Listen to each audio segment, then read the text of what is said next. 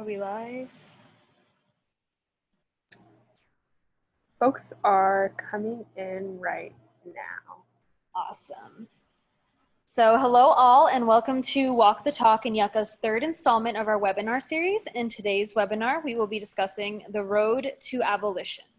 In today's panel, we will be continuing our discussion about how Santa Fe as a community can move forward on a path towards abolishing the military-industrial complex and dismantling institutional racism. We are doing this today on stolen land, just so we can acknowledge that. My name is Roz, and I'm here with Walk the Talk. Walk the Talk is a community-based initiative from Santa Fe with the goal to defund and ultimately abolish the police in New Mexico. So we organize protests and other educational material, such as webinars, to garner public attention to reach our political leaders. I will be the moderator in the discussion today. So I would like to give a warm welcome to all of our wonderful panel members today, starting with Attiana. So Attiana Virella-Fuentes is a licensed mental health counselor who holds her master's from Southwestern College in Santa Fe, New Mexico. Attiana has dedicated her life and career to radical social justice. Whether it's working as a political organizer for the Working Families Party in New York City, youth shelters and family services, or Santa Fe public schools, she believes that in our various paths, nothing about us without us. Attiana is a democratic socialist, queer Afro-Boricua, who is a member of the inaugural cohort of the Women of Color Leadership Institute through the Santa Fe Community Foundation. She serves on the board for One Door and sits on the New Mexico Education for Homeless Children and Youth State Advisory Committee. She is currently serving as coordinator for the Adelante program of the Santa Fe Public Schools. In her spare time, she enjoys hobbies that will help her smash the fash and build a better world for the next generation. Thank you for being here, Attiana.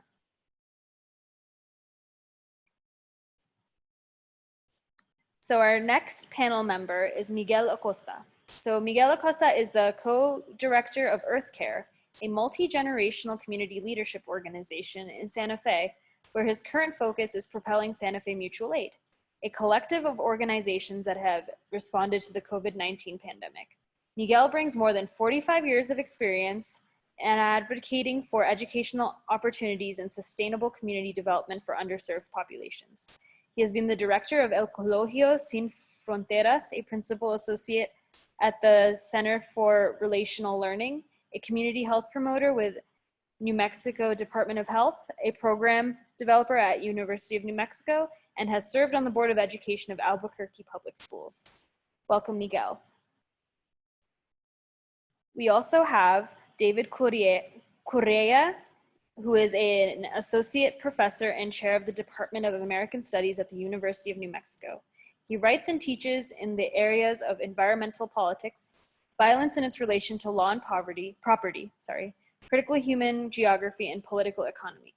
He is the author of Properties of Violence, Law and Land Grant Struggle in Northern New Mexico and Police, a field guide. Welcome, David. And last but not least, we have Becca Wolff here with us. Becca Wolff is an immigration and human and civil rights attorney. Born and raised in Santa Fe, she has been a prison and police abolitionist for 20 years, starting as a volunteer with critical resistance in the Prison Moratorium Project in Brooklyn, New York. She's active with the National Lawyers Guild and is on the boards of Drum, DCIS Rising Up and Moving, and the US Campaign for Palestinian Rights. Welcome, Becca. So it's a pleasure to have all of you here. So to sort of give an outline of how this conversation will go, we're gonna have an hour and a half of conversation, and then we'll save a 30-minute period or more if y'all are willing to stay for a Q&A. So after the discussion has been initiated, we're gonna sort of go through the conversation, keep track of time, and then we're gonna have a Q&A in which you'll have questions from the public. So without further ado, I would like to open up with a question for our panelists for our conversation to start the road to abolition. So my first question to sort of open up this discussion is, what does abolition mean to each of you personally? And in your response, tell us a little bit about the work you're doing and how that contributes to abolition. So just raise your hand and I'll sort of go ahead and call on people.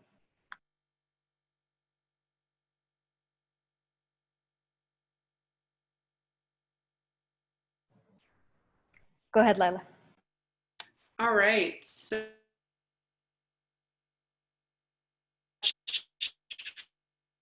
putting this together to each other, world for our people.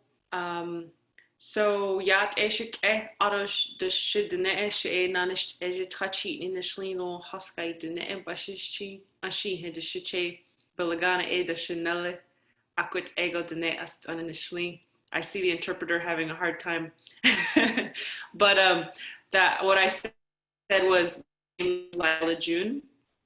I'm from the Black Charcoal Streak Division of the into Water clan of the Diné Nation. Navajo. So abolition to me, there's something that I was thinking about in terms of Native peoples who have the highest rate of death by police of any race in the country. We're 12% more likely than African Americans and 3 times more likely than white Americans to die through police brutality. So what I've often said, and as Native people, we are immersed in our own destruction all the time, is, some people say, I want a seat at the table. But for what I've been thinking lately is I want to break the table apart and use it for firewood to build a sweat lodge fire and bring everybody in. So to me, that's what abolition is. It's about, let's not have a seat at the table within the racist structure that we have all lived in our whole lives. Let's break that whole thing apart and see what any pieces of it are still good for, and leverage that towards the new system that we want to create. So a lot of times Native people, including myself, we try to get into politics, we try to run for office, and that is good as a temporary Band-Aid, but at the end of the day, ideally, we would actually, and this is going to sound a little radical perhaps, but abolish America itself, because America as we know it is named after Amerigo Vespucci, who was commissioned to look for people to enslave and gold. So that's your first hint that maybe America isn't the kind of society we want to create. Secondly, America at the end of the day is an illegal military occupation of indigenous lands, unethical, immoral, all the things. And so when I talk for your average, middle class American, because it has like connotations and imagery, but to me, it's a very humane thing. It's actually the most humane thing we can do. Abolishing America, abolishing prison systems, abolishing unnecessary police systems is one of the most humane, peaceful things we can possibly do, because this system as a whole is very violent. And so to me, that's what abolition means, is really not only destroying physical structures, but destroying and recreating paradigmatic structures, the paradigms within which we live, the conceptual structures within which we live, because those conceptual structures have real concrete effects. And I'll get into more stuff later, but I think that's just what I wanted to start out by saying, is that, let's not just have a seat at this racist table. Let's break the table apart and start some kind of better social experiment whereby each and every person is from the outset understood as not only equal, but something to be celebrated and honored. And I really also defer very much so to Attiana on this topic, because it's really important to hear from African American women and men and non-gender conforming peoples on this subject. So that's just my perspective as a Native person, but thank you for. Thank you for that, Lyla. Just so you know, your connection does go in and out. I just wanted to let you know, but I think I got most of the gist. But if anyone needs clarification, just let me know. Does anybody else have anything else to add to that question? Would you like for me to repeat the question? I'll take a stab at Attiana here. Thank you all for joining and for hosting us.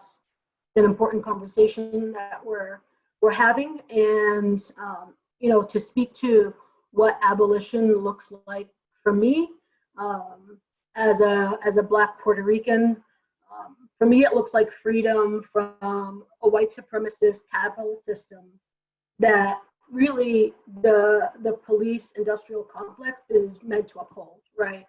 And so freedom from that system, we need to begin to invest in care, not cops. And so that means creating a society where people have their basic needs met, food, shelter, healthcare. Those basic needs should be met, like as a foundation to, you know, this new society that we're starting to break apart the old, like Lyla said, break it apart and let's rebuild it in a way that it actually serves the people. For me, abolition means freedom from wage slavery.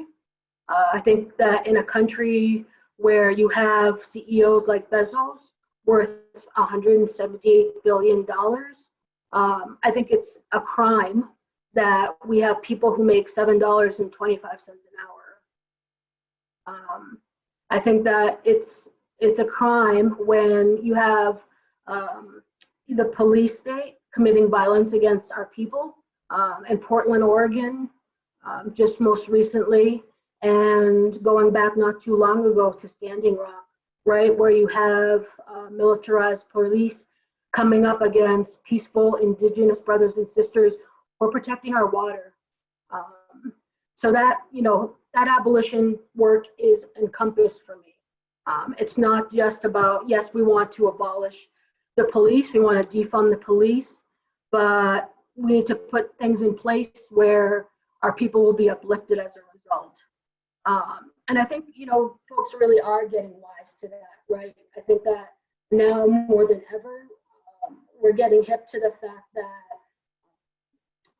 that police abolition is tied up with the capitalist system, and so working to abolish those systems in tandem, I think, will be our best bet in uplifting our workers, uplifting our Indigenous brothers and sisters.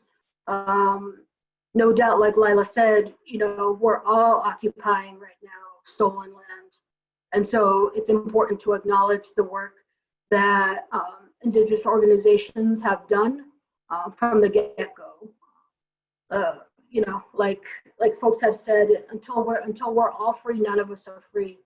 And, you know, speaking a little bit to part of that, the question that you asked in regards to the work that I'm currently doing to help dismantle the system as coordinator for the Adelante program here in Santa Fe. I work to support students who are experiencing homelessness. And as folks can imagine, those students are some of the most marginalized in our city. And so the work that I do is making sure that I'm advocating for students to help disrupt the school to prison pipeline. And, you know, there are a lot of different points to that, but, you know, in my line of work, in the work that I do in the community within the Santa Fe Public Schools, I want to make sure that the carceral adjacent punishments that we impose on our students, our most marginalized students who are already disengaged, that's part of the abolition work for me.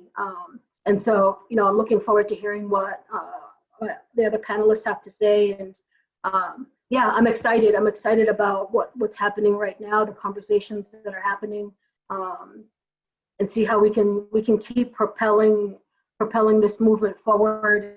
And it's long, it's hard, it's a lot of work and a lot of emotional labor, especially for the women in our movements. And so I just wanted to acknowledge all of that, and I'm excited to be here. So thank you. Thank you, Attiana.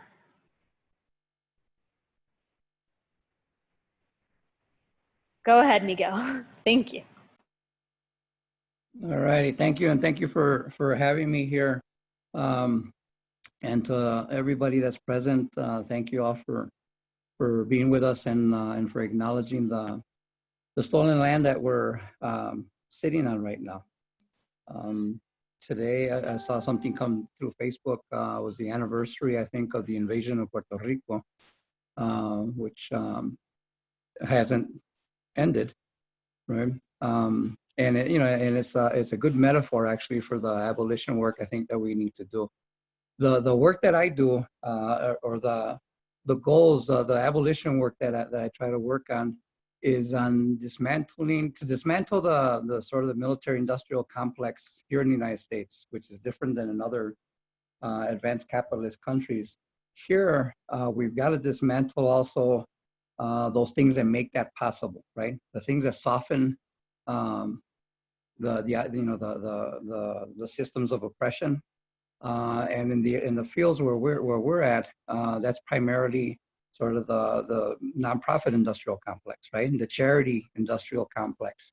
All those things that provide some cushion for people, so that just enough to keep people invested in this fantasy that if they just work hard, do the right things, and stay on the right side of God, that everything's going to work out for them, right? Just enough to keep showing up, to work minimum or below minimum wage jobs, in the hope that one of these days, they might win the Powerball, right? Or something's going to work out for them if they just keep doing what they've been told by the master to keep doing.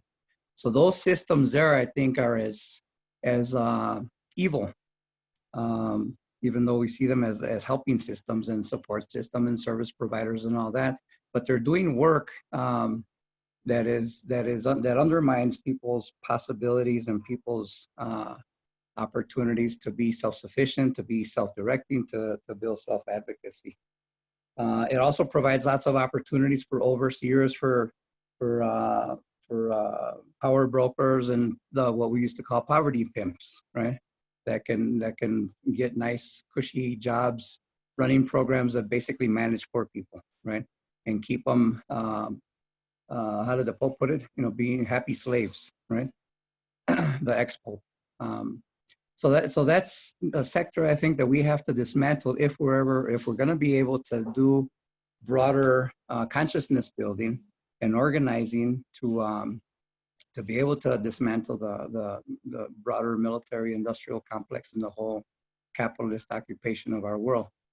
The other thing that I think that needs to happen, like I'm a real, I don't want to say fan, but I follow a lot of the work that Paulo Freire did, right? His writings, his teachings, etc. And one of the things that stood out for me in one of his works, and actually he repeated it several times, was the idea that it's not enough to denounce, but you also have to announce. So in other words, while we're working to dismantle and to abolish, we also have to be creating, we have to be forgetting those things that we've been taught. We have to be, as Lyla was saying, we have to not just destroy the table, but figure out, what it is that we're going to sit around when we share a meal, or when we have a resolana, or when we sit with family and just dream together, sing together, laugh together. We have to actively work to create the alternative that's going to work better for all of us. Right now, currently, I mean, these are the kinds of conversations we're trying to have through our mutual aid network with people at different levels amongst ourselves, the volunteers, the families that we're working with. the understanding that we're working, that we need to work collectively, not just to get through this, but and not just to come out on the other end with better skills to survive a capitalist system, but we need to build, collect the resources and build the skills to be able to create a new world. So, thank you. Thank you, Miguel. David or Becca, do you have anything you would like to add to the conversation? Go ahead. Becca had her hand, sorry. Oh, well, first of all, thank you. I don't have any idea how I ended up on this panel with amazing people, but I really appreciate being here. To me, I think I see my work as a white Anglo descendant of Europeanness, in sort of bringing my siblings along to this conversation, which obviously has been happening for a really long time. And I think that has been, what I think is really critical for us to be cognizant of is sort of balancing and holding both, welcoming new people to the abolition tent or table, and also being you don't need it, you don't get a pat on the back for figuring out what I think Attiana and Miguel and Lyla all said better than I would about, the sort of root of the injustice that folks are facing. So that abolition is sort of a natural result of really understanding how the system works in the first place. And I also think that, there are some really, really concrete things. I am not a creative person. I really like to look at, sort of the concrete things we could be doing in New Mexico to start to be undermining both the systems and the power of the state, whether that's by the police and the police systems or the law enforcement systems, prisons, or other ways that folks are, folks' freedom is restricted. So I'm really, kind of trying to use, my access to the legal universe, to other sorts of communities to really sort of push the boundaries of what we can conceptualize as what's possible. Thank you for that, Becca. David, I apologize. Yeah. No, that's good. I'm so sorry. Thank you for inviting me. I want to, I guess for me, I'm laser focused on abolishing police. And that's not to say that we don't need to focus on abolishing prisons, military, capitalism, but my view is that all of those things are made possible by police. Police occupy our communities. And to echo what Lyla said, we live in a settler society that is built on the theft of stolen land. And that didn't happen by itself, right? We're talking about a violent occupation. That wasn't an event, right? It's a process and a structure, and it's ongoing. And settler colonialism is a real commitment to violence. It's a commitment to collective violence. And, the settler has an obligation to violence, right? To exterminate the native. And that has been professionalized. And that commitment to collective violence has been professionalized, and it's the police. And we could draw a straight line back from the present moment to the origins of settler colonialism. Let's just focus on New Mexico. And let's talk a little bit about Santa Fe, for example. In the 1840s and 50s, Anglo business interests sent out scalp contracts, and vigilantes poured into New Mexico, murdering Apaches. And the churches in Santa Fe flew those scalps like flags over those churches. These are our first police. Those vigilantes, those scalp hunters are our first police, and that's a direct line to the present day. So police engage in that occupation. There is no colonialism or capitalism without police. So we have to work on multiple fronts, and we have to be in solidarity with groups and activists and organizers on those fronts. And my focus is on police, because I think without cops, there's no colonialism. capitalism, and we can, you know, we have to figuratively and literally burn this settler society down, and in the ashes of that, a just society grows, where this violent settler society has been. And so, you know, I'm working specifically, have been for many years, with organizers and activists focusing on the Albuquerque Police Department. That's where I live. That's the police department I'm fighting. It's not just one police department, it's policing as we know it that has to be abolished, but we have to take them on in the towns we live in. And this is this is a fight that's requires commitment. Right? That requires being in solidarity and understanding what solidarity means and how that actually translates into producing the conditions and the relations for the world that replaces a world full of cops. Thank you. Thank you, David. So these are all very important thoughts. Thank you so much for sharing. Does anybody else have anything more to add on this particular discussion? Or do you sort of see a way in which this discussion is going? If not, I do have another question. So based on what I'm hearing from sort of all of the panelists here, there's a lot of community work that needs to be done. So my next question for all of you is, what's needed of our communities to take steps in the abolition of the military industrial complex, or just this violent oppression that has been ongoing for so many years in history?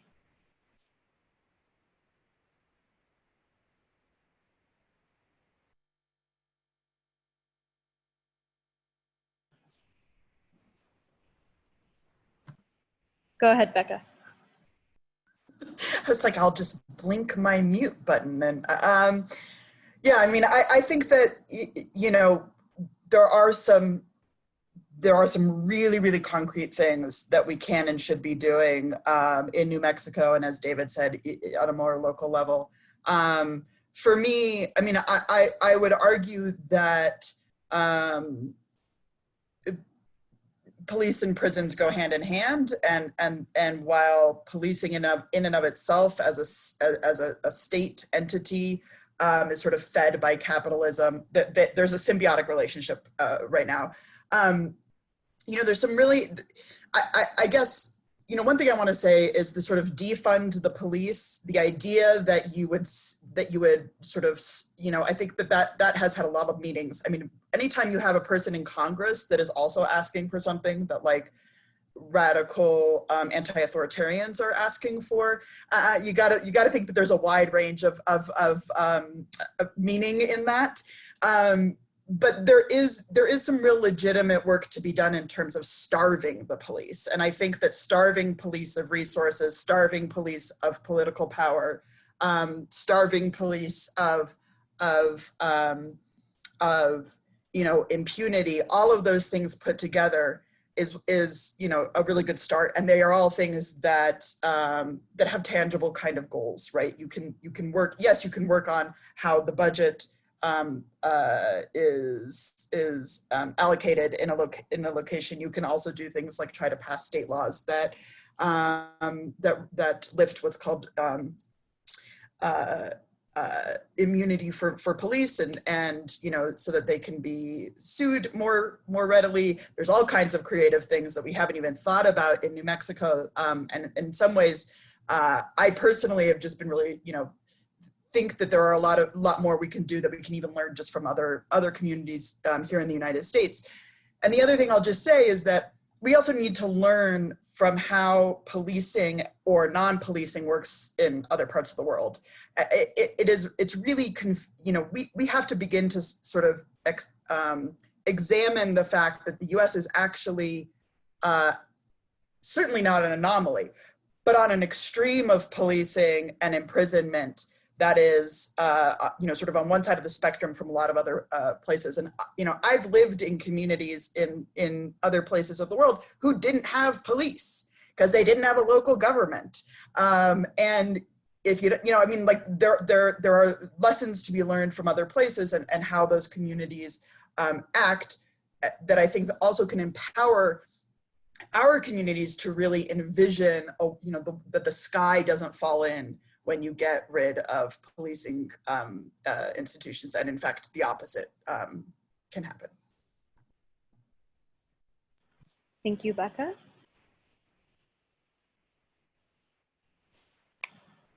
So does anybody have sort of any following remarks based on what was said? Do you want me to repeat the question? Just let me know.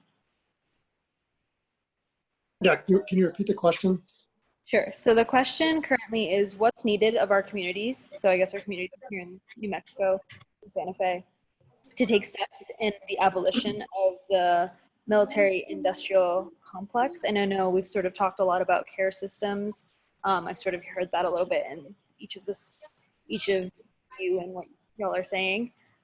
So maybe we can talk more about that. So the abolishing of the military industrial complex, what we see as replacing when we abolish something, what structures do we sort of see as important to put in place? Yeah, I mean, let me just briefly talk on that question. I want to, suggest that, in trying to understand what it is exactly we are going to develop collectively to replace police requires, in my view, really understanding what police is. And what is this thing called police? I mean, Becca, I think, pointed out that it's different. It's not the same everywhere. I think there are some similarities. We can go anywhere in the world, and one way or another, the cop is going to play a similar role in society. And if there's one thing that police do is impose order. In fact, that's all police do. Police just impose order. They don't fight crime. They don't protect and serve. They don't enforce the law. They fabricate order. And that's not to say that they sustain a capitalist order.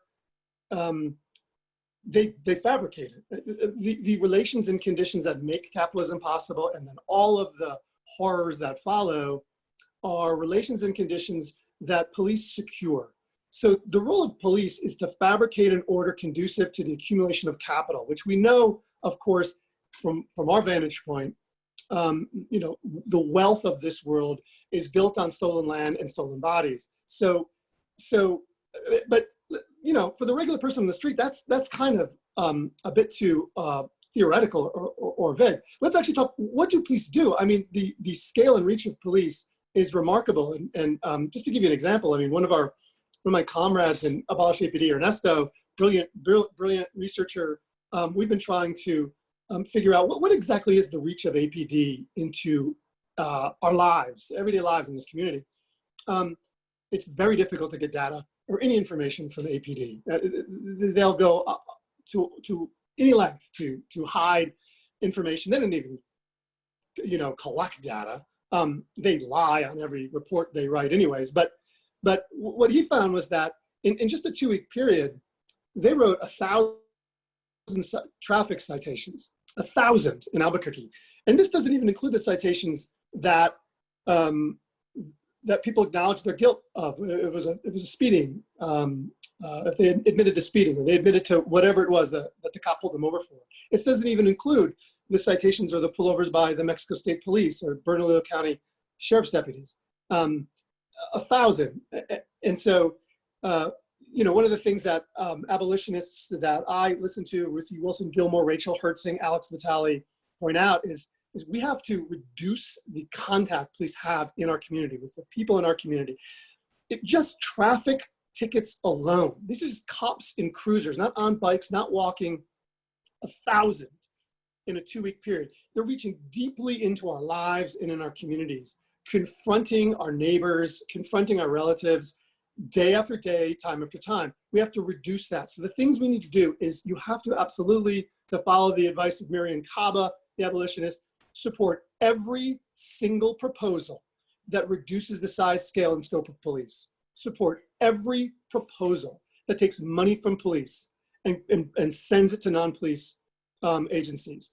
Oppose every reformist proposal that expands the size, scope, and scale of police. And I want to point, this is the most important point. Reformism, all the calls for reform, everything that Mayor Tim Keller proposes about police police, or everything that Mayor Alan Weber in Santa Fe proposes about police is reformist in nature. And what we know, and I've written about police and studied reform processes in other towns, every single reform process ends with police having more weapons, more cops on the street, more resources.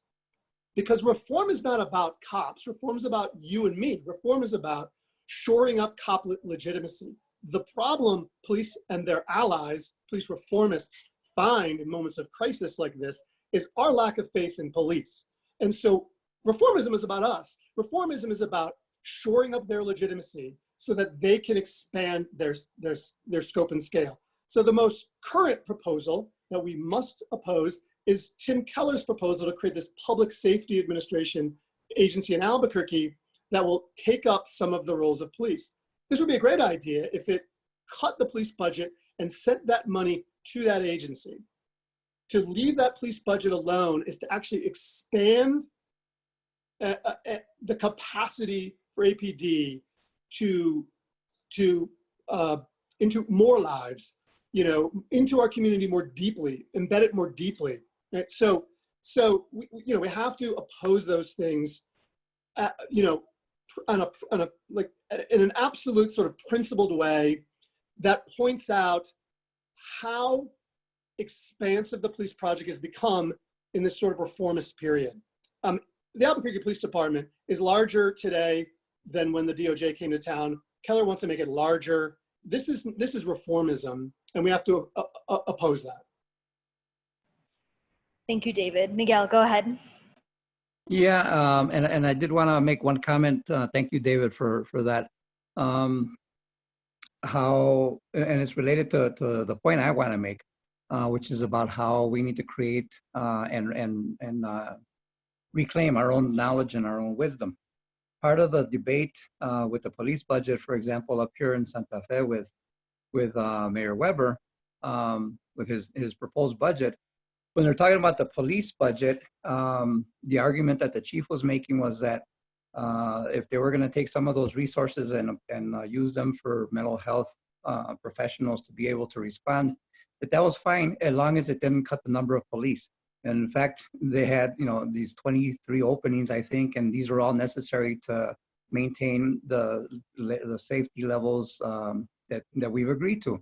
So how did we agree to that? That's the question, right? There's no formula. There's no special knowledge that anybody has. These numbers have been created by police themselves, right? And by police associations in terms of how many police how many police officers there should be given per population or whatever. I mean, these are just arbitrary numbers that they've created, right? So my point was, the part of what we have to do is have like real deep conversations around what we mean by a new world, right? A new society. What we mean by community control, right? What do we mean by restorative and justice or restorative practices or non-racist? We have to have real deep conversations about these things and have some agreements. But to do that, we have to learn how to have conversations. We have to learn to talk together again. We need to have, we need to learn what civic love and civic patience means, because we're gonna make mistakes, right? The relationships that we've had for the last 500 years have been around capital and around work, right? And working for someone else, right? And responding to not following the rules and getting punished, etc. So we know how to react to those things, right? But we don't know how to have our own, create our own wisdom that's going to carry us through to create the kinds of systems and new relationships that we need. And like I said, we're going to make mistakes. So we have to have some patience and some love for each other. And that also takes skill. We have to learn how to do that again. It's real, and this is part of the conversation that we've had here for the last few months, is that we've been taught to put each other down, to bring each other down, right? To see each other as competition for that one job that doesn't pay enough anyway. To see each other as competition for that land that wasn't ours to begin with. To openly compete for having a bigger TV or a bigger pickup truck or what have you. So there's lots of work that we have to do internally, yes, but even the whole idea of internal and individual has been a capitalist construct, right? We need to learn how to bring that out and be community again, and build the skills to be able to sustain that community. That was really well said. Thank you, Miguel. Attiana and Lyla, do you have anything that you would like to sort of add? Yeah, sure. I think that a lot of times, in my experience, when I talk to people about abolishing the police, what comes to mind is that, people are just they're gonna storm your house, they're gonna come in and steal all your stuff. And people have real fears around essentially, their stuff being stolen. And I try to convey to them the reality is that police, they don't prevent crimes,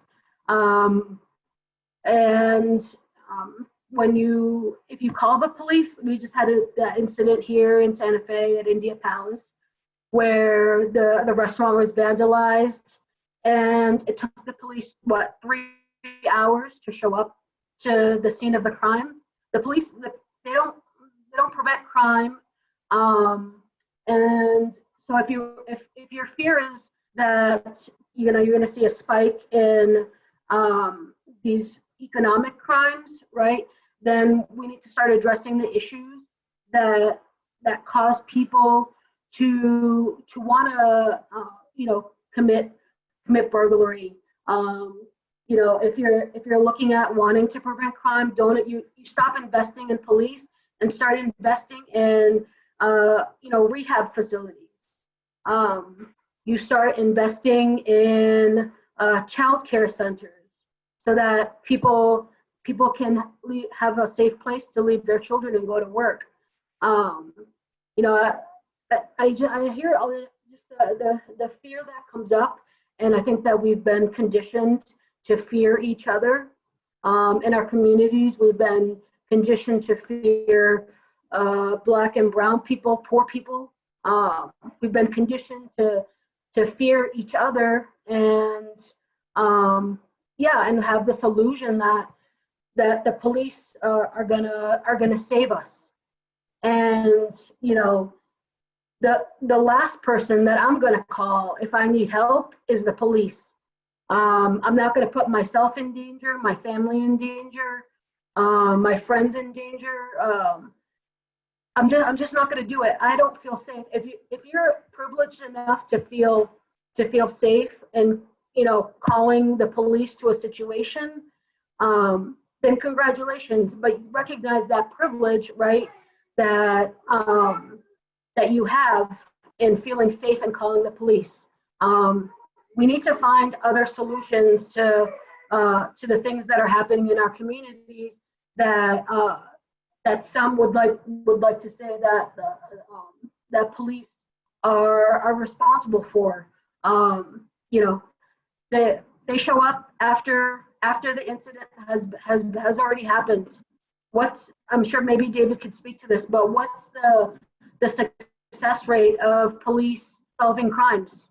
We need to get to the heart of the matter for why people commit economic crimes. I'm all about redistributing funds. Speaking to what Becca said about starving the police. Until we get to completely abolishing, I want to starve them, and I want to redistribute those funds to our people. I'm really super interested in seeing here in Santa Fe. I want to see a more participatory budgeting process come into play. We need to take that money, that part of the $22 million in the budget. Let's take 10%. Let's redistribute that through a participatory budgeting process. Cambridge, Massachusetts just went through their 6th cycle of participatory budgeting. Their city eclipses ours. Their budget eclipses ours, but they make it work, right? And some of the things that they just passed, the citizens just passed in Cambridge, include expanding outdoor Wi-Fi. we need that. We need to expand outdoor Wi-Fi. They passed a resolution to install free water bottle filling stations for our unhoused population, for folks who are working outside. Yeah, we need that. And one of the other things that I could see, but let's put into place here, is free laundry access at public schools. In the work that I do with families who are unhoused, families who are inadequately housed, give us the money and we'll make it work. We'll put into place practices that will actually affect change and decrease those instances where someone feels like they have to steal a loaf of bread. So I think that we have a lot of room in Santa Fe. There's a lot of privilege here, and there's a lot of inequality, and I see that because recognizing my own levels of privilege, right? I see how people can fall back to that fear, but I lost my train of thought. My point is, give us the money. Thank you. Thank you, Attiana. Lyla? And then Dee. Thank you all so much. So what I wanted to introduce to this question was sort of a politician's perspective. I never in my wildest dreams thought I'd end up in politics, but the youth did ask me to run for office in the midst of this climate crisis. And it turns out running for office as a brown woman is very dangerous. They will rip you to shreds, and they squashed me pretty bad. But I learned a lot, and I can come back stronger if I need to someday. But the thing is that what I really started to learn more about was campaign finance. And campaign finance is really connected to policy, right? Because the policies that are generated in the roundhouse, which however despicable you think politics is, times that by 50, it is dirty in there. It's really bad. So whoever donates to the candidates, and when they are somewhat, if not very beholden to those corporations, to those interests. So the way that our government finance system is set up with PACs, which are basically, I mean, let's face it, loopholes to campaign finance law is you can create these PACs. And so a lot of corporate influence comes through the PACs, and they end up driving the policy. So what's really sad in the state of New Mexico is that obviously these corporations cannot work through the Republicans because Democrats, by and large, have control when it comes to the roundhouse, at least today. It might not always be that way. It hasn't always been that way, but the past few years, that's the way it's been. So in order to gain control, these corporations must work through the Democratic Party, and boy, do they. I was going up against the Speaker of the House, Brian Egoff. If you look at his campaign finance, he has several oil companies donating max donations. He has a lot of big pharmaceutical, a lot of very strange people that you wouldn't want having their fingers in our policy are donating to the leader of the Democratic Party in the House of Representatives, and same with the Senate. So you have to be very cognizant that, oh, Santa Fe, wow, it's liberal and we all care about progressive issues. They care to the extent that they have to care. They care to the extent that they need to look like they care to get the vote. But sadly, many of our Democratic leaders, not all of them, are completely in bed with the military, capitalistic, police, just the whole monster of profit-driven economics. And so that's something for us as communities there's a really wonderful website. I will just share my screen really quick just to show you how easy it is to to go there, you actually can check out the, this is sort of the search by candidates, the Campaign Finance Information System, CFIS .state.nm.us. So that is really going to show you in here all the different things that different candidates receive funding from. So here's just a little look at, for example, let's see, where was I? Sorry, I'm not very, anyways, I won't go into that right now, but this is just to show you anyone that you want to look up, you can look them up right here and see who is giving them money. And sometimes it gets pretty crazy. You can see right here, $3 million going to the Senate in 2020 alone. You have 1.5 million going to state representatives. So that's really important to consider, is who is governing our policy. So the next thing I want to talk about is committees.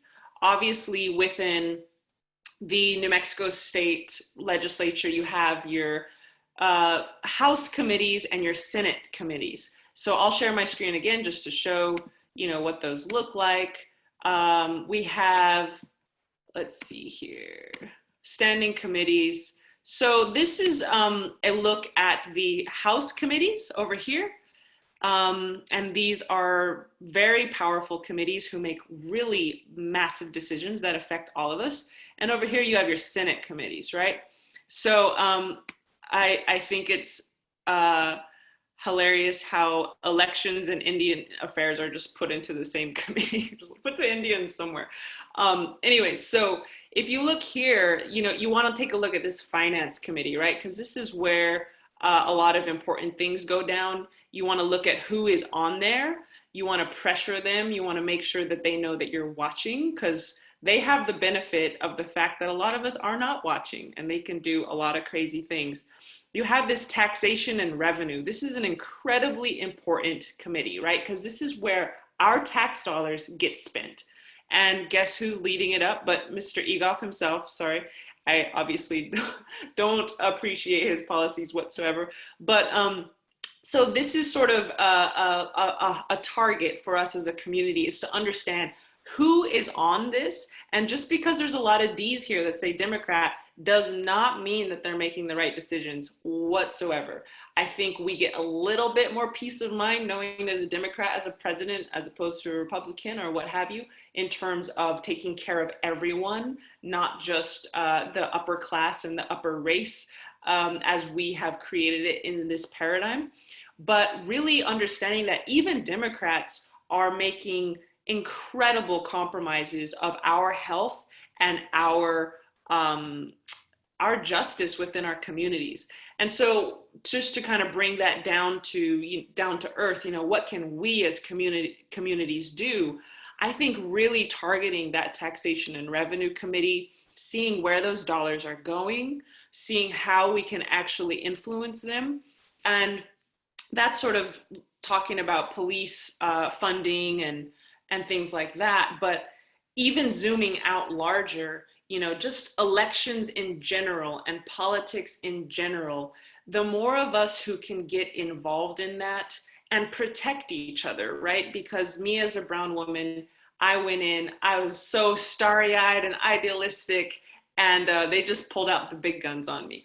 And so we need also greater abilities to put up people for office. Because I think a big reason why I lost is because all of my team was white women. God bless them, love white women. I'm half white, I'm a white woman, but I'm also Native as well. And having a white woman as my team, they did not get it.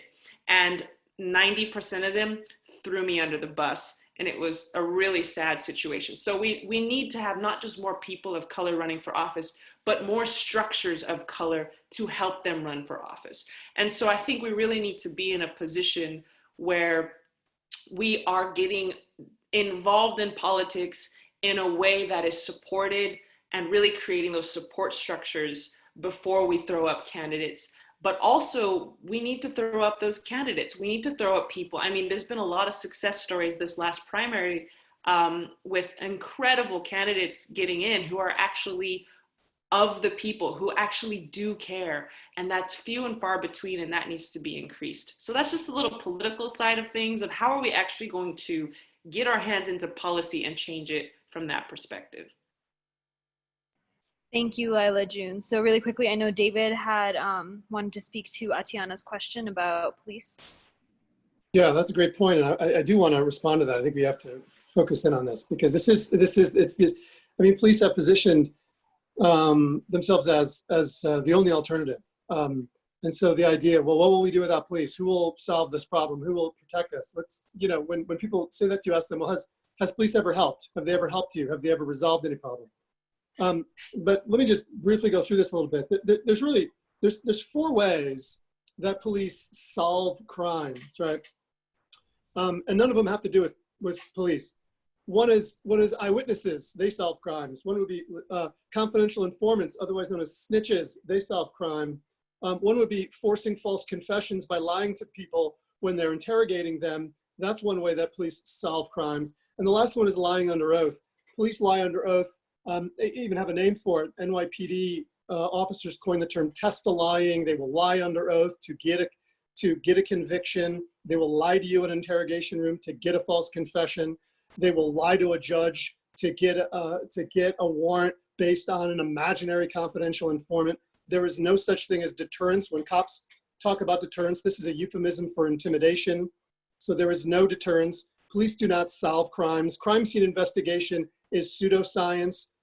There's nothing particularly unique about your fingerprints. DNA evidence might actually be scientific if cops knew how to secure a crime scene, but they don't. So almost every crime scene that involves police is a corrupted and polluted crime scene. So none of the evidence should ever be allowed into a court of law, but judges allow it often. So you know, and then what do police do? Well, they come in after the fact. They show up, as Attiana pointed out, hours later, right? They're not solving or deterring the crime. They're just showing up and picking up the broken pieces of people's lives and not even picking them up, right? Just rudely ignoring that.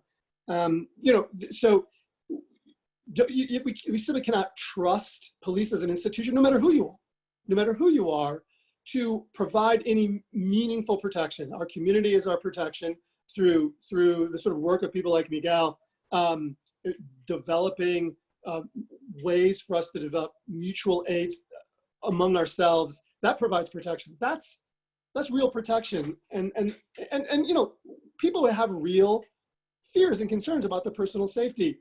And so we have to take that seriously, but police doesn't help us do that. I mean, for police, when police talk about violent crime, more often than not, they're talking about property crime, right? The Albuquerque Police Department actually has a category called violence against property. That's actually the phrase they use, violence against property. You cannot commit violence against property, right? Property is a relation, not a thing, and the violence happens by one possessing property and excluding others from it. Property is the violence, not anything we might do to confront the relation that makes property possible. So I wanted to just briefly say that because it's an important point that Attiana brought up. Thank you for that, David. So Becca, I think you're first, and then Miguel right after. Yeah, just quickly, I mean, I think that there are a couple of things, and one of the things I want to sort of point out, and it's not even my idea, it's, you know, the great abolitionist of our time, Alexandria Ocasio-Cortez, who said, you know, essentially, like, there are millions of people in this country who are living in police-free communities right now. They're called the suburbs, right? Like, you know, David was talking about how cops invade our communities, which is 100% true, but that is not an even distribution. I'm sure David would agree with me. That is not an even distribution of the invasion, right? Like, I have never had my door knocked down with a no-knock warrant because someone mistook my house for my neighbor's, or someone who or, you know, what happened with Breonna Taylor, where someone was not even anywhere near her house.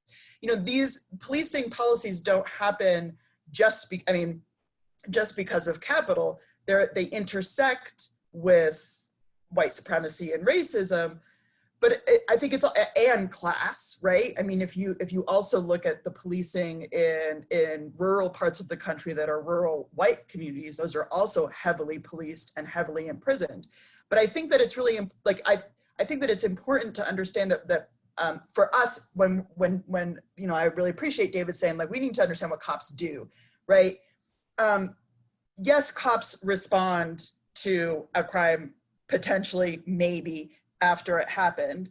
And cops also impose order, which David also said. But the way that cops do that and the permission that communities give or don't give to that is, you know, yes, it's through our political system, as Lyla said, but it's also about our understanding of what criminalization is. And so I think we also have to stop talking about things that as though they are crimes as a given, as though that is some sort of natural state, that it is a crime to X, right? It's a crime to, it was a crime for, you know, for forever to possess, you know, marijuana. And suddenly it wasn't a crime. Well, how does that happen? That's not a natural state of being. You know, it's a crime to take, you know, it's a crime for me to take someone else's property, but it's not a crime for the government to take someone else's property. How does that work? So I do think that the intersections of how we talk about policing have to involve how we understand the entire system, you know, a legal system. And the only other thing I'll say is that, again, to David's point, you know, the main reason that people end up in jails and why I think that prison abolition and jail abolition is totally inseparable from police abolition is that it often has nothing, as David said, has nothing to do with police, because the vast majority, like over 90% of the population, of our population that are currently in jail or prison, are people who are there because they pled, right? They essentially, quote unquote, agreed, although it was through coercion, to be there, because the alternatives and the consequences of going through a trial were such that they had no other option. We have to attack that, or else the policing piece doesn't have any meaning, in my opinion. Thank you, Becca. Miguel, go ahead. Yeah, thank you. I wanted to follow up on Lyla's comments. And I totally agree that we have to get in there more. I myself was elected to public office once, and I'm ready to do it again. You know, these next elections, I'm ready to have a new mayor, ready to work on city council and school board, and you know, all the things that where we have representative governance. However, I think that's those are the structures that have to also be abolished.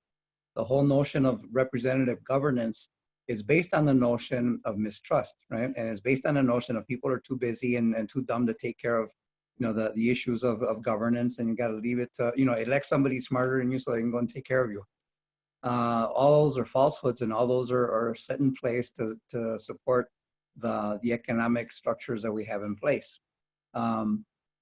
So essentially we have to abolish representative government and governance, and establish participatory governance. As Attiana was talking about, you know, participatory budgeting, we need to be able to do that for everything, you know, and we have to do it on a human scale, not on an industrial scale. That's the other issue, right? That all of our governmental structures are too big, and they're made that big for efficiency, but also to create that fear of it being too big for us as just like regular people to participate in its governance, or, you know, or systems or what have you.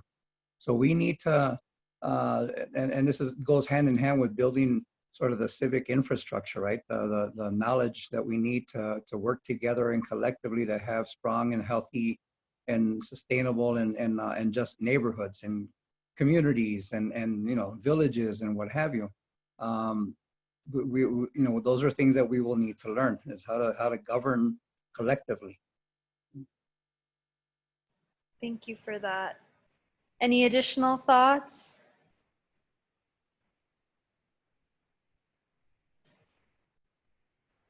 Okay. Sorry, I muted myself. I'm going to move on to the third question. And I have a few questions. And I guess it's around the concept of justice when it comes to this topic. And I know justice in a lot of ways is sort of construed based on the society we're growing up in, which I think we've established as capitalist and sort of oppressive, and the way it's sort of working out in like Lyla's examples with the government, and then also with the examples of the police themselves. So I guess the next question that I want to ask is, how do you envision justice? And I think that's a common question that people seem to ask. And I know Attiana and David, you both sort of touched on it a little bit by giving specific examples of like property damage. But what is justice to you, to all of you? And what is necessary in our community to sort of understand these notions of justice?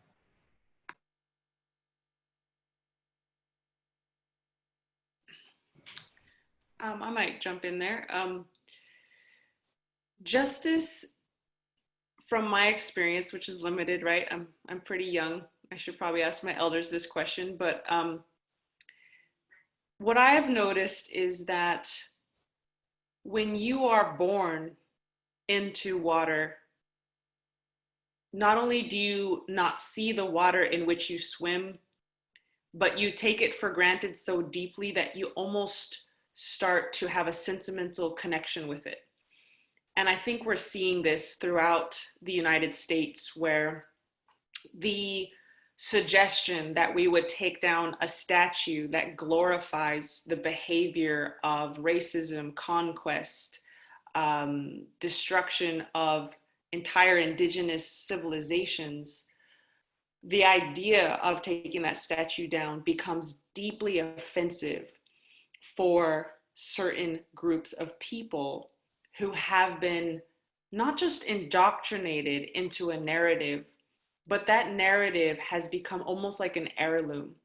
It's so precious, it's so beloved by those who are indoctrinated into it.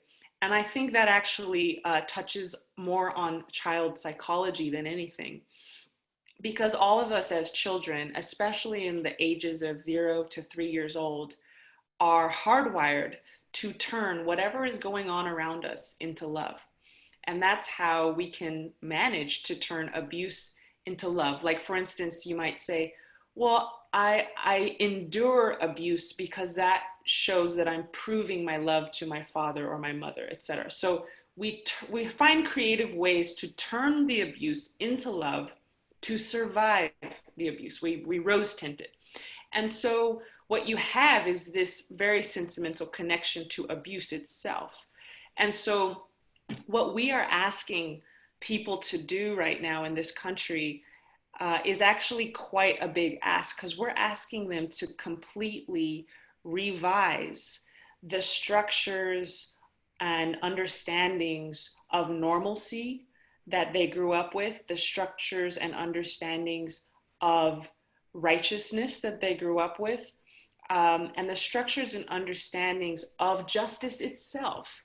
I thought the Harriet Tubman film was exquisite because they show this, Southern woman who is of European descent, losing the people she was enslaving, and how she became almost as if she was the victim. It's insane, and yet it is something we are going to have to find a way to unravel and untangle and create support structures for people's entire worlds of what is normal to come undone. And so we are asking people to do quite a bit. Even the sentimental connection we have to fireworks on the 4th of July, and the sentimental connection we have and the narratives that are infused into children in public schools, even the Pledge of Allegiance, all of these things are what, speaking of Paulo Freire, and I studied education for my master's degree, there's this thing called ideological management. And our entire country has suffered from that so deeply that the narrative of injustice has become twisted into a farce of justice, and not just justice, but righteousness.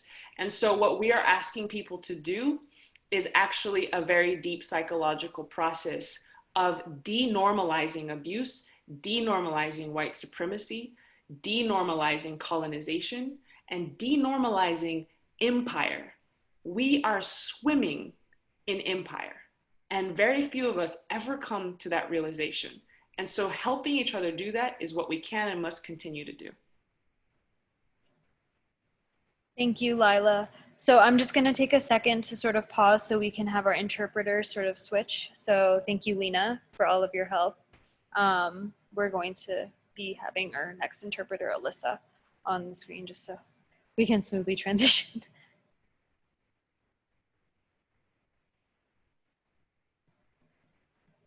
All right. Awesome. Okay, thank you for that, Lyla. That was very well said. Does anybody have anything else to add?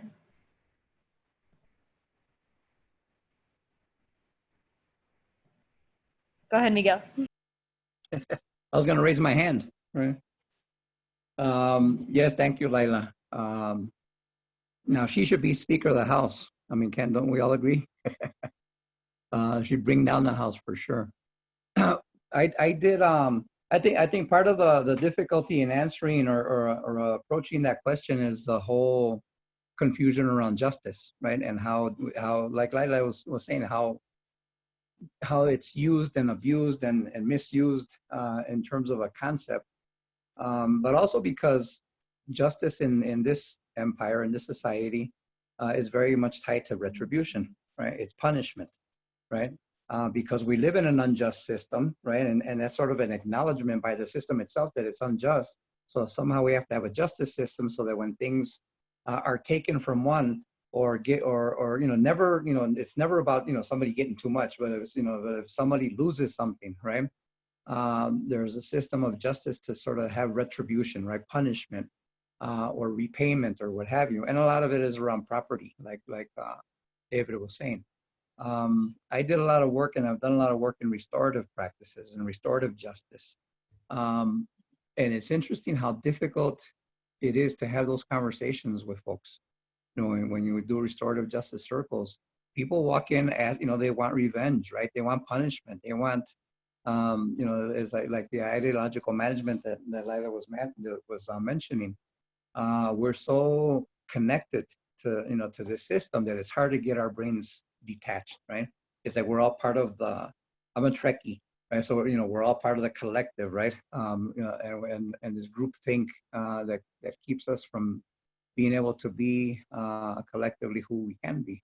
So, so justice, then, I look at it as a restorative, right? So how can we build, so for me, a community that is just would be a community focused on restorative practices, right? Where people can participate as part of sort of their civic love, right? Their public connection to each other, not because they're forced to, not because they're elected, but because it's all of our responsibility to move forward together. So a just community would be one where we can collectively make decisions about our future, problem solve, celebrate, dance, create art, decide what's worth knowing, etc., and that we have equitable access to all the resources to be able to accomplish that. Right? That to me would look like justice at a community scale, at a neighborhood scale, at a village scale, and I think that's that's what I'm working on. So you're welcome to join me. Thank you. And thank you for your work. Whoever's next. I'll go. Thanks. Just to piggyback on what Miguel is saying around restorative justice. Again, I'm speaking to things, on a micro level through the work that I do with the Santa Fe Public Schools, and work that I've done in early intervention. The best practice no longer is to put your kid in timeout when they've done something that you don't like. The best practice is time in, right? And so restorative justice does that, where we bring in people who have, you know, broken community agreements, and we have the hard, difficult conversations around how can we continue to mend our relationships with each other, because, you know, when we send someone off to prison, they get out, right? And the healing work doesn't happen in prisons. And so, you know, my vision for the future is definitely based on restorative practices, radical restorative practices, where we're bringing people back into the fold. We're not casting people away like garbage. We're bringing them back into our families, back into our households, into our communities, because that's where that healing work is going to happen. It's going to happen in relationship to each other. It's definitely not going to happen by building more prisons and creating more laws to fill those prisons. And so, you know, I'm seeing that work happen through the Santa Fe Public Schools. I have to give a shout out to Mary Louise Romero, who, you know, she does such a beautiful job bringing these circles together, and there's actual healing work that happens. Whereas in the past, our students would be, again, cast away, students who are already disengaged. But she brings them back into the fold. She helps that healing work begin. Yeah, and you'll see it. You can definitely see a decrease in the instances where a student might act out in a way that again causes people fear. So my vision is definitely restorative justice practices. We have to do some real healing work in our communities. And you know, in my experience, and you know, I'm sure folks will agree with me that the healing work doesn't involve the police. So we need to we need to invest in those practices that can create that healing. Yeah, so we can move away from casting people aside like trash, because that's not working. Folks want to keep building prisons, but you know, we need to build more housing. We need to you know, invest in our schools, and I think that until we can have those difficult conversations that involve the healing of our communities, you know, it can all be for nothing if we're not doing the healing work around the justice piece. So thank you. Very well put. Thank you, Attiana. David or Becca? Yeah, I'll go if Becca doesn't mind. So this is a big question. I made a few notes because it's a big one. And I think, you know, when I commented earlier about if we want to know the alternative to police, let's know police first. What is our enemy, right? So what is the justice we have now? Like what is the, you know, the justice in liberal capitalist societies expressed through law, and all law is class law in this society. All law is class law, and it's a class law because it's, you know, it's organized around self-interest, and it's built on property, and property is exclusive, and property can't be property unless it's enforced, and enforcement doesn't imply violence, it requires it. So justice happens through the crucible of violence in this society. It's punitive, and it you know, this is the justice we know. It's authoritarian, right? Structured by violence, and it's interpersonal violence, but it's also sort of widespread, sort of, penetrating in every part of our lives and our communities. And that's where crime comes from. Like, crime is a category of class law. You know, and law demands our obedience, instills anxiety in us, and produces great insecurity, right? And that insecurity, we're told, can only be resolved by the state and its claim on justice. And so, in my view, there's no justice delivered to us by the state. We need to seek non-state versions of justice. There's also no objective condition we can call just for everybody, right? Justice is not a thing, it's a relation. So we are in relation with people that require solidarity. It requires listening and talking and figuring out non-state forms of justice that are not punitive, that are not based on exclusion, that don't require violence, right? That are inviting, not that are not boundary making. These things are frightening, really. It's much easier to just go home and turn on the TV and let the cops handle this, right? Let law do this. It requires enormous work. It wouldn't be me if I didn't quote Marx. Let me just say, so one of the greatest sort of like anecdotes about Marx is one time he was in his parlor with his kids playing a game, and his daughter was going around the room asking everyone, "What's the meaning of life? What's the meaning of life?" Frederick Engels like picked some Bordeaux wine from the early 1800s, but it comes to Karl Marx and he says the meaning of life, struggle. Struggle is the meaning of life. And he wasn't talking about struggling against capital and the state only, but rather then once we overthrow those systems, we're engaged in this collective shared struggle. We're doing it together. We're building a different world. It's going to be much more difficult to do. It's going to continue. It's going to require that we come together and figure out ways to resolve these conflicts and work it out without recourse to violence, hierarchy, authoritarianism. That's the challenge before us, is producing the conditions where we can actually find justice. And we're never going to do that with the state, capital, and cops.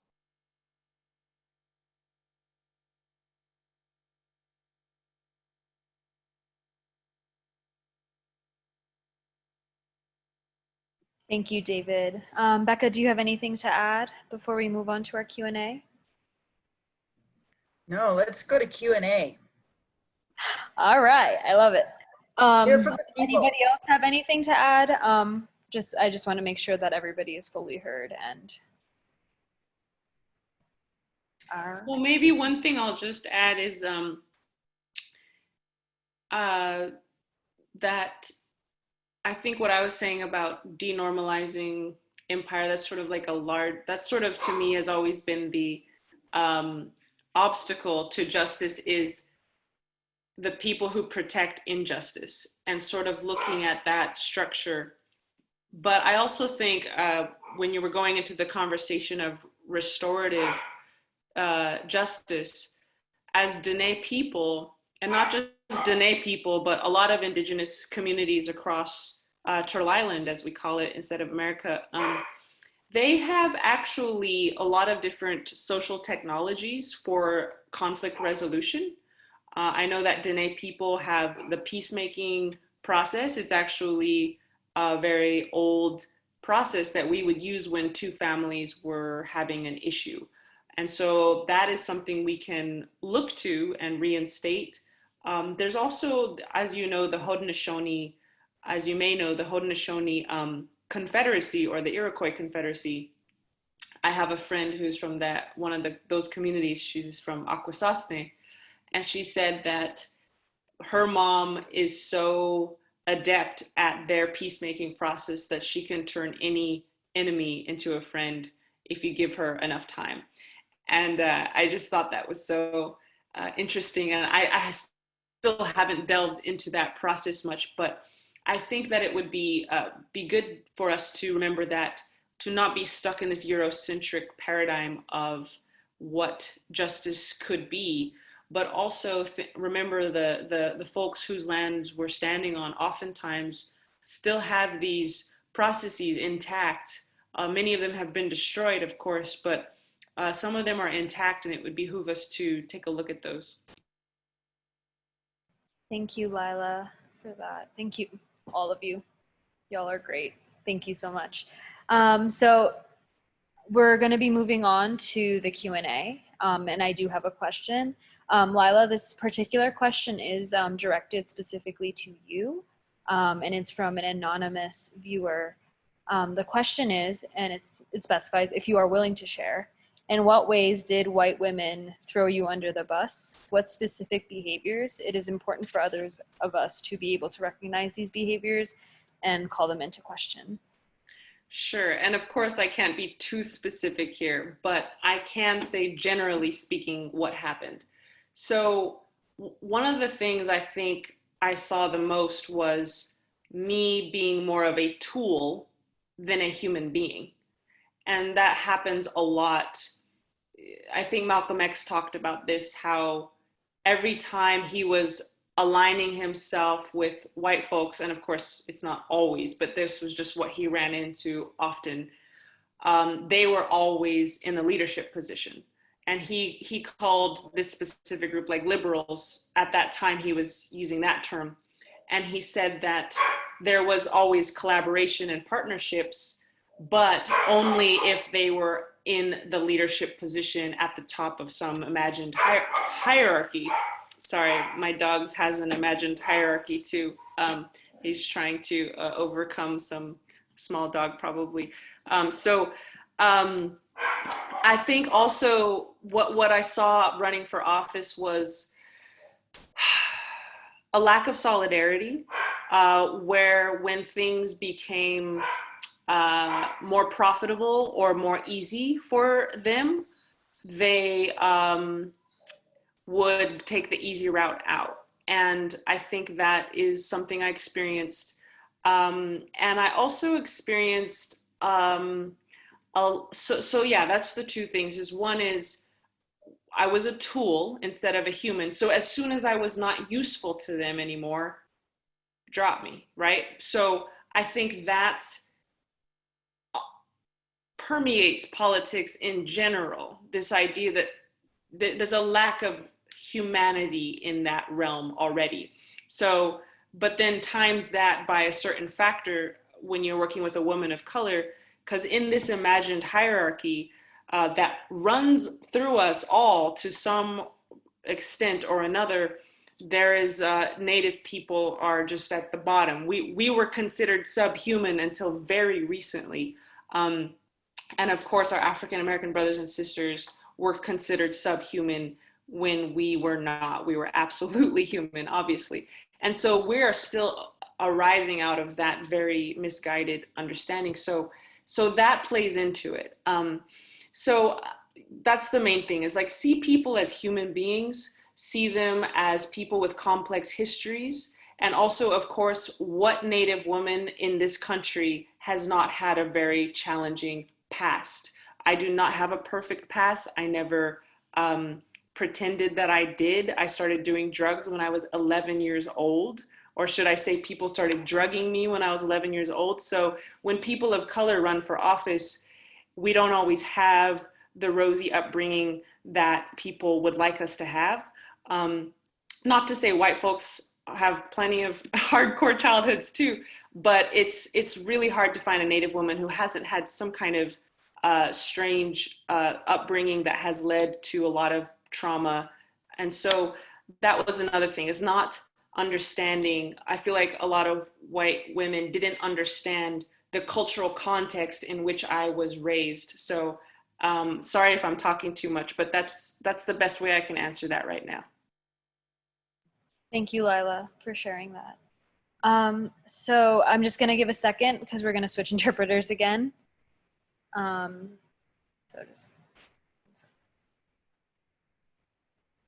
Okay, so the next question is from somebody named Elena G.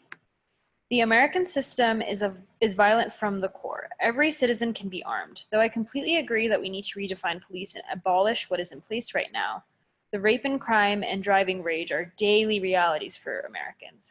How would we address? Go ahead, Becca. Yeah, I mean, I think this is a super common question whenever we get to the point of talking about abolition of police. And I think that, you know, to be honest, especially for people who, like myself, who are survivors of violent crime,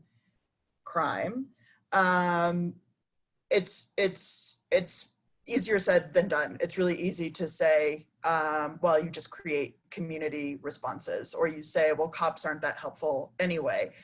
Both of those things, by the way, are true and are the answer to the question. But I want to, my answer to the question, I should say. But I want to acknowledge that those are not, that it is, one of the things that I think complicates this conversation, especially when we talk about it nationwide, is that the people who are most likely to be the, quote, victims of violent crime are women of color, right? And poor women of color. And so when you have that conversation and you're not including those people and the lived experiences of particularly poor women of color, you're only having half the conversation. With that said, it is true that police are notoriously not useful in both addressing what causes, certainly not useful in actually solving the crime. We've talked about that. But also actually, there's a lot of really, really good research at this point that demonstrates that they're actually not even not very good at, they're not good at all at preventing the crime. The idea is that if you have cops driving around in their cars with their spotlights on at night, that somehow that is going to reduce the number of times that someone breaks into your house, right? We know that that's not actually what happens. Like there is a lot of research now that says that that's not what happens in neighborhoods that are policed. And so I think that rather than sort of, I appreciate the question, but what we've got to do is say, we need to address violence against women, violence against all people, violence against children. We need to address violence against people as an issue in our society that is wholly, I don't want to say wholly separate, because that will not be solved by the state. Thank you, Becca. Does anybody else have anything to add in this question? I mean, just to piggyback on that, and I've heard Dr. Angela Davis say it 100 times that when we're looking at institutions to prevent violence, we can't look to those institutions that are the most violent. And so the prison industrial complex, the police industrial complex, those are the most violent institutions that we have in this country. And, they're not the ones, we're the ones. And so, yeah, it involves a lot of hard work, but I believe in our communities. I believe that we can do that. But we can't look to those institutions that commit violence on our communities on a regular basis. So. Thank you for that. All right, so are you ready for the next question? Any last thoughts on this one? No? Okay. So the next question is from someone named Loretta Trujillo. What does abolition look like in schools? I'll hop in. So, yeah, I think we absolutely need to move away from the carceral adjacent punishments that we impose on our students. That means doing away with suspensions. That means doing away with expulsions. Those bleed right into prison, the school to prison pipeline. The work that I do with students who are experiencing homelessness, I see on a regular basis the ways in which when a student is tardy, how they're punished. And for students that are already just on the cusp of maintaining and facing so much adversity, to have a student who is tardy because we don't know why, because those questions aren't usually asked, right? But if you have a student who is living doubled up, tripled up in a house, you don't know how long it might take that student to get into the bathroom to get ready for school. You don't know if that student has access to clean clothing. And if you've ever fasted, that get up and go in the morning, if the last meal that you had was at lunch the day before, We need to be addressing these issues, and again, stop these carceral adjacent punishments of suspensions, expulsions, and we need to if we're not willing to address the issues around equity, then we have to stop punishing our most marginalized students. And so, we've talked about some of those solutions, the restorative practices that we have in place. But we need to take a look at the number of police or police adjacent people that we have in our schools, whether it's private security. We need to take a look at who's in our schools, what kind of environment does that create, how are students supposed to learn in an environment where they might hear a student get taken down, in the hallway by a security guard.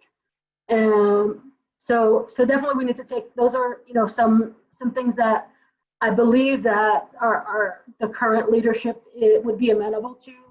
I think that we have great leadership in Dr. Veronica Garcia, and I think that if we as a community can bring up to her some solutions to the issues that we're having with the punishment of our students, I think that, and along with the school board, I think that we can make some concrete changes to support our students as opposed to excluding them. So, thanks. Thank you, Attiana. Miguel? There's a counselor at Santa Fe High School who published racist statements, although now it's translated as alleged and accused of, et cetera, et cetera. But she got like a week paid leave. And I'm sure there was other interventions, but she's back at work. Those are not the kinds of things that elicit trust and engagement with families. So it's, those kinds of things happen on a regular basis. I'm a great supporter of public education. I think Dr. Garcia does very good work. But there's structural and institutional challenges that a system that's based on a factory model creates that just create a lot of inequity and a lot of injustice in schools. So to me, what abolition and justice looks like in schools or in education in a broader sense is, first of all, that learning happen in a room where the staff and the faculty and the curriculum reflect children's lives, families' lives, our neighborhoods and our communities' lives, where children and families see themselves reflected not only in the books and resources that are being utilized, but that that our neighbors are the ones doing the instructing, right, or the facilitating, and that schools operate on a human scale, not on an industrial scale. We need probably about 2 or 3 times as many schools as we have right now in Santa Fe, for example. Every neighborhood should have its own schools, and we should have neighborhood-based supports and resources for families, including families that are experiencing homelessness. We need to have neighborhood-level solutions for those kinds of challenges for families as well. I'm a great believer in a basic income for everybody. If this pandemic hasn't shown that it can work, it has, right? We need to be able to fund, we have this, people love saying the parents are the first teachers. Well, then pay them like teachers, right? And support families in the first place so that they can be that resource for their children, rather than having to go work 2 and 3 jobs just to live doubled up and tripled up, like Attiana was saying, because nobody makes enough to be able to survive. So that, to me, is those are some of the things that would make schooling, how abolition and justice would look in terms of schooling and education. There's a whole bunch more, but those are just some basic things. Thank you for sharing that, Miguel. Does anybody else? Go ahead, Becca. Wait, before we do that, we're gonna okay, never mind, we're good. So go ahead. Yeah, you know, I think that you can't have a conversation about abolition without quoting Ruth Wilson Gilmore, who is the founder of Critical Resistance and a fabulous Black woman. And she says that abolition, like the basis of abolition, is the understanding that when life is precious, life is precious. And it's the idea that like all of these systems are intertwined, and that if you want to say that, you know, that if you both say like people shouldn't be thrown away into jail or thrown away into prison, you also have to treat all life as precious ahead of, you know, before they get to the point of incarceration. And I think that we have a problem with that in public schools across the country.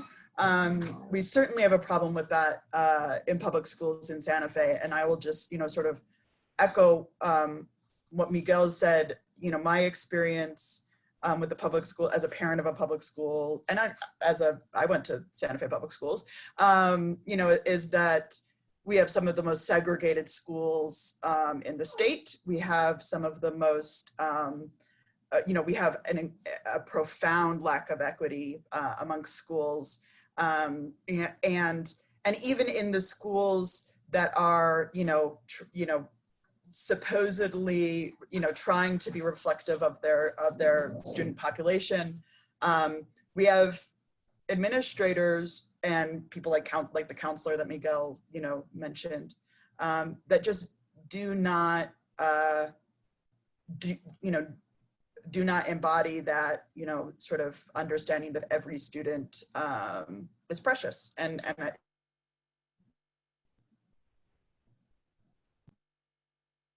Thank you, Becca. Lyla, go ahead. Yeah, I think this is a really important question because it gets to the heart of the matter in a lot of ways, because intelligence has been conflated with whiteness for a very long time. And education is where you prove your intelligence. And so with Native Americans, for example, we have been designated first by the American endeavor for manifest destiny, and then later by our own selves, we designated ourselves as primitive, unsophisticated, and I dare say stupid. And so we've been called that for so many centuries that now it's very challenging as a Native student to not believe that you are that. And so I managed to go to Stanford University for my undergrad.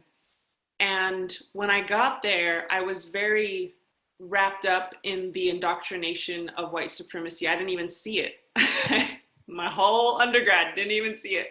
I mean, you see like really overt things, but you don't see the subtle ways that the first president of Stanford University was a eugenicist who believed that European descent peoples were inherently superior. You have the inventor of the IQ test being a white supremacist. And I had to go to school in Terman Hall, you know, to learn the things that I needed to learn and jump through the hoops I needed to jump through to get the degree. And I got it with honors, but to be honest, I didn't feel like I believed any of the things I was being taught. It was more of a performative venture. And so I think that when we're talking about abolition within the schools and the school system, we have to really, really rework the entire fundamental underpinnings of that system, because that system has taught us, like, why was I the only brown person in my AP classes in Taos, New Mexico, where I grew up? Why was I the only brown person? Is it because brown people are not as smart as white people? No, clearly not. It's because brown people are systematically excluded from those classrooms. And so my making it into that classroom was a miracle of sorts. And so I think that when we talk about intelligence and versus primitiveness, civilization versus primitiveness, that's where we get to the heart of all things, because police forces become civilized, capitalism becomes civilized, ecological destruction for short-term gain becomes civilized. And this dichotomy of uncivilized versus civilized, which also can be recast as intelligent versus unintelligent, is really created in those schools. So I would say abolition within the school system, really all of us need to again, look at the water we're swimming in, look at the water our children are swimming in, and take that deep psychological dive to understand that we are, again, within the school system, swimming in empire and constructs of white supremacy. So I think that, in other words, the curriculum needs to be radically altered. And that starts with each and every one of us watching this, taking a good hard look at what we normalized in school and continue to normalize today. Thank you, Lyla. Miguel, I see your hand is up. Yes. The other thing I would add is that we need to have a conversation about what's the purpose of schooling. Because over the last 25, 30 years, basically we're an HR department, right? We're training people for corporations and companies, basically. That's it, right? You know, we're not focusing on our own humanity. We're not focusing on our own stories. We're not focusing on helping to support young people to become community partners with us and creating, you know, a better society. No, we're training them for, you know, for corporations. And STEM has taken up even more and more of our curriculum to do that.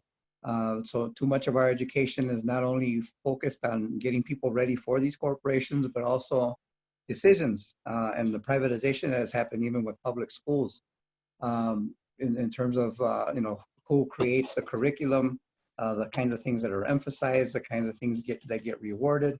You know, so we have to get corporate, you know, we need to abolish corporate control of education, and we need to have those conversations about what's the purpose of schooling in the first place. Thank you, Miguel. Is there anything else anybody would like to add before I move on to the next question? All right, so we got like 10 minutes. I'm going to try my best to get through all of these questions, but I do want to hear from all of you because this is great. And I love hearing from all of you. So the next question is from someone named Noel Hutton. And the question is, what first concrete steps do you think we need to take, whether personally or institutionally, in order to build structures for community care and accountability in New Mexico?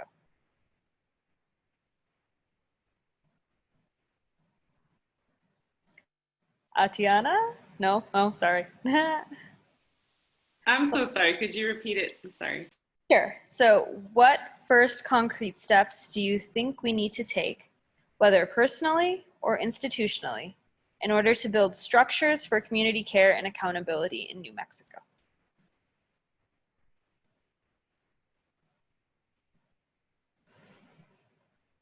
I mean, sure. Oh no, Lyla, go. Yeah, it's all you, Lyla. No, you go ahead. Go ahead. No problem. I was like, Lyla's gonna lay it out for us. Well, I was just gonna say, you know, the first thing that I get, you know, in any kind of space where you're trying to create institutional change, first thing is go figure out what other people are doing, right? Like you don't have to, I mean, I really firmly believe that, like, you know, there are brilliant, amazing folks. Miguel has already opened his arms to folks to come and join the work that he's doing. There are folks doing a lot of work, both to sort of, you know, I think that there's sort of some categories of work that you know, people who are interested in transformative change are doing. They're, you know, working on changing narratives, working on changing, you know, how we talk about things, and that can be from how you talk to your family and friends to, you know, creating, you know, talking to folks in other spaces that you occupy. You know, and we need to get back to, you know, to a a politic of having alternative community structures. The mutual aid structures that have come out of the coronavirus are things that I experienced, 20 years ago when I lived in New York right after September 11th. So this concept of like creating an alternative, crew of folks that are creating mutual support is something that is both ancient and, in a lot of folks, people's histories, but also, something that we have used in today and in the recent past. And then, I think that you find targets, you get educated and you work with, you've got to work with other folks that you want to work with and figure out what is the target that speaks to you, whether that's budget and figuring out how the city budgets things, whether that's, protest and trying to annoy the heck out of, elected officials or whoever else you want to protest. There's this image that, that I always have in my mind when I'm thinking about like how to create change, which is this image. I hope maybe folks can help me. It's like, the word is organize, and there's this like giant goldfish shaped thing. And then around it are a bunch of tiny little goldfish shaped things that together, in concert make an even bigger goldfish shaped thing that can swallow the state. And the idea is, the interpreter just did an amazing job. Thank you, interpreter. The idea is that like you have your piece, right? You have your fish. You go find out your fish. You do not have to take down the entire fish of the state yourself. And everyone needs to find their fish, what speaks to them, what they have knowledge of, whatever, and work in concert with all the other fish, to really affect change. So yeah, that was sort of a big picture thing, but figure out also what other folks are doing. There's a lot going on. Thank you, Becca. Lyla, did you want to add to that? No, go ahead, Miguel. Thank you. I would add that, because the question was about what we can do individually and institutionally. I would say at the individual level, what we can do is join up, right? Because we need to be organized and we need to be working collectively to create change. And just some like specific things that we're looking at here in Santa Fe. Lyla mentioned, we need to get more people as candidates. We need to be able to move people into the decision-making spaces that are going to make decisions based on our values and our principles. And that's one of the things I think that we can also push on other government entities. Here in Santa Fe, for example, the mayor's proposing 3 new departments, but never has there been any conversation about, do we want those departments? What do they mean? What's the point of having them? The city council created a quality of life committee, yet they haven't defined quality of life. One of the mayor's proposals is to create a community development department. Well, what does community development mean? Does it mean, handing things over to corporations and Meow Wolf, or does it mean doing real neighborhood level integrated community development where things are based on values and principles that positively impact those communities? So I think we need to continue doing the accountability work. We need to organize and make sure that organizing is funded, and we need to be able, and we need to show up. Especially people of color need to be ready, and we need to support folks to be in these decision-making spaces. Thank you, Miguel. Any last thoughts? So I've been informed by my back-end moderators that this will be the last question, just because of sort of our time constraint. But any last thoughts before we sort of move on to the fundraising? Just real quick, on an individual level, what folks can do is stop calling the cops. So if you could do that, that would be awesome. David? I would just say, there's a lot to do. It would selecting one sort of concrete or material thing to do would suggest it might be the most important. But I would just say in our present moment, let's pay attention to, I think, 2 of the examples that we have. both as inspirations, but as real practical approaches. One would be Minneapolis and one would be Portland. I mean, what's happening in Portland and what's happening in Minneapolis provide us really, I think, examples on how to organize and how to engage in solidarity. I mean, Portland is one of the whitest cities around. I mean, it's a state built on white supremacy, literally embedded in its constitution. And these are enormous protests now and that require incredible solidarity, and that's not an easy thing to do. So if we're gonna practice solidarity, let's find examples where they've done it successfully. Portland's an example. Minneapolis is amazing for the kind of on the ground organizing that's been going on for years. When they murdered George Floyd, organizers had been on the ground for years, and they were ready it's infuriating that it has to cost the life of anybody. And we're going to have to organize until we can eliminate through abolishment those sorts of relations, of violent relations that produce those outcomes. It's really been astonishing what those organizers have done, and they've done it by making the argument, doing the research, doing the outreach, reaching out, building relationships. It's hard, slogging work, but we have examples, and you can find those in Minneapolis, in Portland, and I would just say let's take their lead. Thank you, David. So we're coming to a close of our conversation. I feel very well informed. Thank you all. So before we do go, I know that y'all sort of gave us fundraiser links. So I'll just call your name if you want to sort of give a little brief description about your fundraiser. We're going to put it in the chat so all attendees can also see it. So starting with Lyla, could you tell us a little bit about your InfoShop mutual aid funds? And we'll link it. Yeah, so InfoShop is located in Window Rock, Arizona, and it's a collective of Diné youth who run this, and they are very trustworthy, in my opinion, and they are a great place to put your money if you are wanting to help Diné people struggling amid the COVID crisis. And I would also encourage you to look for similar organizations dedicated to helping Pueblo communities who are struggling with the COVID crisis. But they're just a wonderful organization, and you can check out their website and Facebook in addition to that link. Yep, and the link is in the chat box. So quick interpreter switch.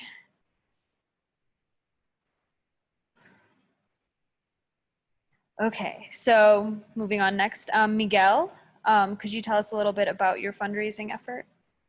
Yeah, I'd encourage fundraising and donations to Santa Fe Mutual Aid. You can find us at www.mutualista.org. We've been raising money for a couple of different projects within the mutual aid effort here in Santa Fe. One has been, just a general support, cash, groceries, other kinds of things for individuals and families that have become part of the network. And many of those folks that have become part of the network have also found ways of being able to contribute to, support and resources for other people, activities, leafleting, delivering meds, etc. So it is really, the push it really is to make it a mutual aid effort. I think we're at about $75,000 that we've raised for that effort. The other one that we've got going is Share My Check, which is an effort to support folks that were specifically denied federal supports by President Trump and others. And these are folks that don't have a Social Security number, or folks that are married to someone that doesn't have a Social Security number. So you're punished there for loving brown people. And we've raised, I think, 90-some thousand, or almost 90,000 in that one, and supported hundreds of families here in Santa Fe. And we're getting ready to launch in a couple of weeks, 2 to 3 weeks, a tutoring mutual aid program where we're going to be supporting young people of all ages in their learning at home efforts, as well as, just supporting that whole process. So any resources you send our way will go to support all of those things, right? And no volunteers are hurt in the development of these programs. Thank you, Miguel. So Attiana, you have the National Bailout. Would you like to explain that a little bit? Yeah, real quick. I mean, folks can go to nationalbailout.org. Black-led, Black organizers trying to bail out Black mamas from jail. So check it out. Thank you. And then I have the YUCCA Solidarity Fund as well. But before that, Becca, you added a fundraiser, the Fronterizex Fianza Fund. Sorry, I butchered that. But could you sort of explain that a little bit? Yep. Fronterizex Fianza Fund is a fund for immigrants in detention to get them out of jail. It's based in El Paso, but it also encompasses the immigrant detention centers here in New Mexico.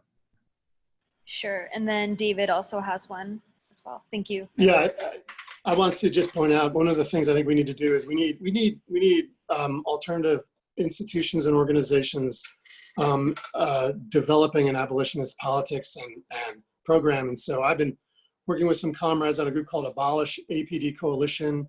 Walk the Talk has endorsed our call to abolish APD. We have some programs we're developing. We're not requesting money from anybody right now, but I just want to pay attention, go spend some time on abolishapd.com, abolishapd.com to see what we're doing. We're going to be doing outreach, particularly in the International District in Albuquerque, distributing food, water, but also talking to people about their experience with police.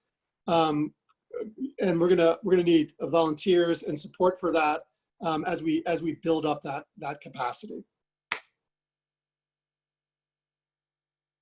So David, I just sent a link. Is that the correct link? That's what it sort of redirected me to. Yeah, I mean, if you find it's abolish APD, I think it's .org or we have multiple links that like policeviolence.net goes to that, right, to abolish APD. So you'll find it if you just Google that. Okay, sounds good. I'll have someone put that in the link as well.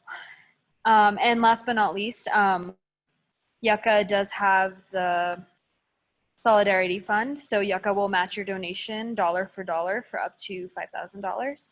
So we will split the contributions equally to both All Africans People Revolutionary Party and Building Power for Black New Mexico. So I want to thank all of our panelists for being here today. I want to thank our interpreters. Thank you for staying past time. And I want to thank all of the attendees for making this another successful event. So panelists, if you could stay for like a little bit so we can just like chat, kind of debrief a little bit on how you felt the conversation went, feedback for us, just hang tight. But I want to thank you all again